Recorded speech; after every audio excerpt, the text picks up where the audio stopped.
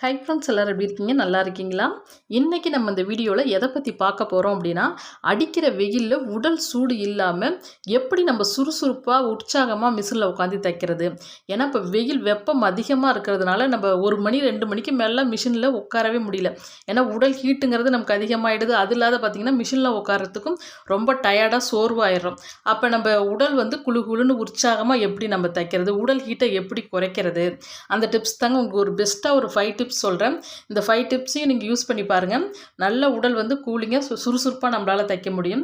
இப்போ இந்த பாக்கெட்டில் என்ன இருக்குது அப்படின்னு பார்த்தீங்கன்னா, சிப்ஜா விதை.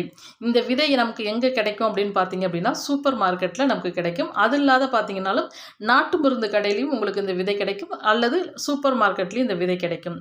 அப்போ இந்த வெயில் நாட்களில் நம்ம எப்படி இந்த விதையை நம்ம யூஸ் பண்ணுறது அப்படின்னு நம்ம பார்க்கலாம் பாருங்கள். மெயினாக வந்து இந்த விதை எப்படி இருக்கும் அப்படின்னு பார்த்தீங்கன்னா, எள்ளு மாதிரி இருக்கும்.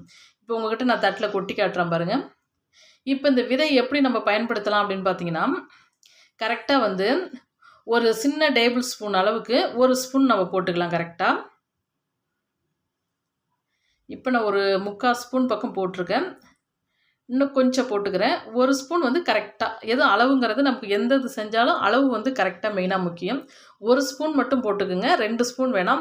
உங்கள் ஃபேமிலியில் உள்ளவங்க அனைவரும் நீங்கள் குடிக்கிற மாதிரி இந்த ஜூஸ் குடிக்கிற மாதிரி இருந்துச்சுன்னா நீங்கள் 2 ஸ்பூன் போட்டுக்குங்க.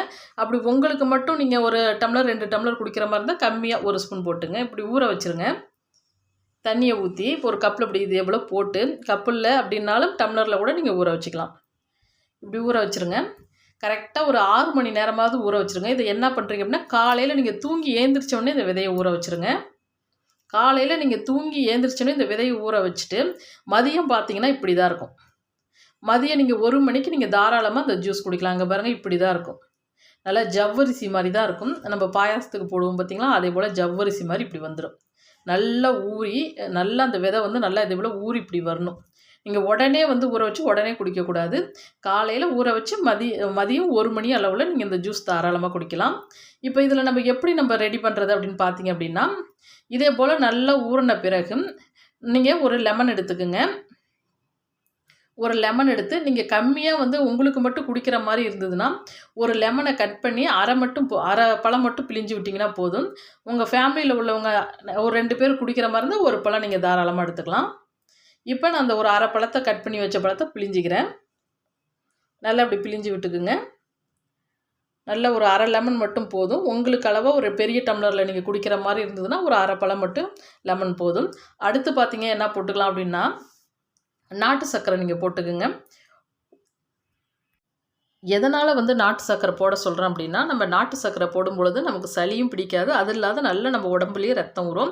நாட்டு சர்க்கரை நமக்கு வந்து ரொம்ப நல்லது. ஒயிட் சர்க்கரையை விட இதே போல் ஜூஸ்க்கெலாம் நாட்டு சர்க்கரை நீங்கள் போட்டுக்கலாம். நான் எப்பயுமே போடுறது நாட்டு சர்க்கரை தான் போடுவேன்.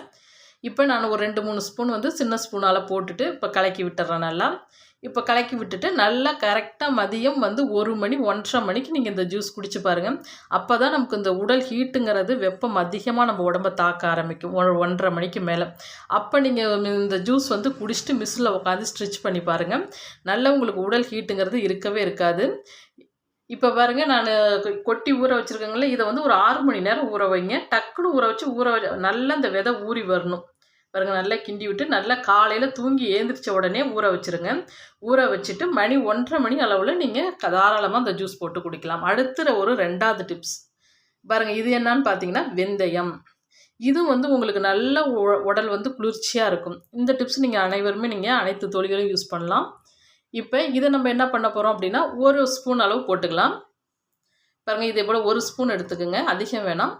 1 ஸ்பூன் எடுத்து நல்லா அப்படி ஒரு கப்பில் கொட்டி வச்சுருங்க. கொட்டிட்டு கரெக்டாக வந்து அதில் தண்ணி நல்லா ஊற்றிடுவோம். பாருங்கள், இந்த கப் அளவுக்கு தண்ணி ஊற்றிக்கலாம். 1 கப் தண்ணி ஊற்றி வச்சுட்டு இதை என்ன பண்ணுறோம் அப்படின்னா, நைட்டே ஊற வச்சிடலாம். நீங்கள் நைட்டே ஊற வச்சு இப்படி நல்லா கலக்கி விட்டு நைட்டு இரவில் நல்லா ஊற வச்சுருங்க. நல்லா நைட்டில் ஊற வச்சுட்டு தூங்கி ஏந்திரிச்ச உடனே வெறும் வயிற்றில் நீங்கள் இந்த தண்ணீரை குடிக்கும் பொழுது நம்ம உடல் ஹீட்டெல்லாம் கண்டிப்பாக குறைஞ்சிடும். அது இல்லாத அதில் நார்சத்தும் அதிகமாக இருக்கனால உடம்புக்கு நமக்கு நல்ல ஹெல்த்தியாக இருக்கும். கண்டிப்பாக அந்த வெந்தய தண்ணீரை நீங்கள் குடிச்சிட்டு மறுபடியும் இந்த நல்லா ஊறின வெந்தயத்தை நீங்கள் மென்று கூட சாப்பிட்றலாம். ஒரு சிலருக்கு வெந்தய தண்ணி எனக்கு சப்போஸ் குடிக்க பிடிக்கலங்க, ஒரு மாதிரி இருக்குது அப்படின்னா, நல்லா வெந்தயத்தை நல்லா வறுத்து இதே போல் பவுட்ரு பண்ணிக்கிங்க பாருங்கள். இதே போல் நல்லா பவுடர் பண்ணிவிட்டு கரெக்டாக ஒரு டம்ளர் தண்ணியில் ஒரு ஸ்பூன் அளவெடுத்து நீங்கள் நல்லா கலக்கி விட்டு கூட நீங்கள் இப்படி நீங்கள் குடிச்சிடலாம்.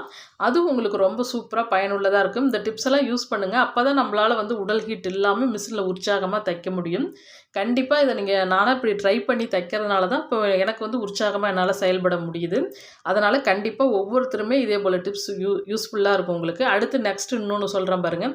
இப்போ நிறைய பேர்த்தால ஒரே இடத்துல உட்காந்து தைக்கிறதுனால அஜீரண கோளாறு, வயிறு உப்புசம் இதே போல் நமக்கு இருக்கும். அப்போ நம்ம என்ன செய்யலாம் அப்படின்னா, இது பார்த்திங்கன்னா சோம்பு தான். சோம்பு தண்ணி குடிக்கிறது ரொம்ப ரொம்ப நல்லதுங்க நமக்கு. சோம்பு தண்ணி அப்படி தான். எப்படி நீங்கள் யூஸ் பண்ணலாம் அப்படின்னா, ஃபஸ்ட்டு ஒரு ஸ்பூன் வந்து சோம்பு ஒரு டம்ளரில் போட்டு ஊற வச்சுருங்க. பாருங்க, ஒரு டம்ளர் எடுத்துக்குங்க. ஒரு டம்ளர் எடுத்து ஒரு ஸ்பூன் சோம்பு போட்டு இதில் நல்லா தண்ணி ஊற்றி நல்லா ஒரு 2-3 மணி நேரம் ஊற வச்சுருங்க. நல்லா ஊற வச்சுட்டு இப்போ நான் தண்ணி ஊற்றிக்கிறேன். தண்ணி ஊற்றிட்டு இப்போ ஒரு மூடி போட்டு மூடிட்டு நல்லா ஒரு 2-3 மணி நேரம் ஊறட்டும். நல்லா ஊறின பிறகு இந்த தண்ணீரை குடிக்கும் பொழுது நமக்கு இந்த சோம்பு தண்ணீரும் உடம்புக்கு நல்ல குளிர்ச்சியை தரும். நார் சத்து அதிகமாக இருக்கிறனால நமக்கு இந்த அஜீரண கோளாறு, ஏன்னா நம்ம ஒரே இடத்துல உட்காந்து தைக்கிறோம், வேறு இடத்துல நம்ம நடந்து கிடந்து இருந்தாலும் நமக்கு செரிமான பிரச்சனை வராது. அதனால் இந்த சோம்பு தண்ணீர் நீங்கள் கண்டிப்பாக எடுத்துக்குங்க. உங்களுக்கு உடலுக்கு ரொம்ப ரொம்ப ஆரோக்கியத்தை, புத்துணர்ச்சி கொடுக்கும். நான் யூஸ் பண்ணுறது எல்லாமே இந்த வீடியோவில் உங்களுக்கு நான் சொல்லிடுறேன். நான் எப்படியெல்லாம் இதெல்லாம் யூஸ் பண்ணி தான் வந்து நான் உற்சாகமாக தைக்கிறேன். அடுத்து இந்த டிப்ஸ் உங்களுக்கு ரொம்ப ரொம்ப முக்கியம். இது என்ன அப்படின்னு பார்த்தீங்கன்னா, பெரிய நெல்லிக்காய் தாங்க. மலை நெல்லிக்காய் கண்டிப்பாக வாங்கிக்கிங்க. ஏன்னா இது நமக்கு ரொம்ப ரொம்ப முக்கியம். இப்போ இந்த பெரிய நெல்லிக்காயை ஒரு 2 நெல்லிக்காய் எடுத்து நீங்கள் கண்டிப்பாக ஜூஸ் போட்டு டெய்லியும் குடிச்சிட்டு வரலாம். இதனால் எந்த ஒரு தவறும் இல்லை. 4-5லாம் போடாதீங்க. உங்களுக்கு வீட்டில் எல்லாரும் குடிக்கிற மாதிரி இருந்தால் ஒரு 3-4 போட்டு நீங்கள் ஜூஸ் போட்டு எல்லாருமே குடிக்கலாம், வீட்டில் உள்ளவங்களாம். இது நமக்கு எதனால் முக்கியம் அப்படிங்கிறனா, ஏன்னா நமக்கு வந்து ஹீட் அதிகமானால் நம்ம முடி வந்து அதிகமாக கொட்டும். இப்போ நீங்கள் நெல்லிக்காய் ஜூஸ் குடிக்கிறதுனால நமக்கு முடியும் கொட்டாது, கண் பார்வையும் நமக்கு வந்து நம்ம டைலரிங் ஒர்க்கில் நம்ம உத்து பார்த்து தைக்கிறதுனால நமக்கு கண் பார்வை பாதிக்கக்கூடாது. அதனால் நெல்லிக்காய் ஜூஸ் வந்து நம்ம டெய்லியும் எடுத்துக்கிட்டோம் அப்படின்னா நமக்கு கண் பார்வை பாதிக்காது, முடியும் நல்ல கருமையாக நல்லா வளரும். அதனால் நீங்கள் நெல்லிக்காய் ஜூஸில் நமக்கு நோய் எதிர்ப்பு சக்தி இருக்குது, வைட்டமின் சி சத்து இருக்கிறதுனால நமக்கு நோய் எதிர்ப்பு சக்தி இருக்குது. அதனால் நெல்லிக்காய் ஜூஸ் பயன்படுத்துங்க. அடுத்து இன்னொரு டிப்ஸ் என்ன அப்படின்னா, நீங்கள் தைக்கும் பொழுது பிளாஸ்டிக் ஸ்டூலில் நீங்கள் தைக்கக்கூடாது. இதே போல் மர ஸ்டூலில் தான் நம்ம தைக்கணும்.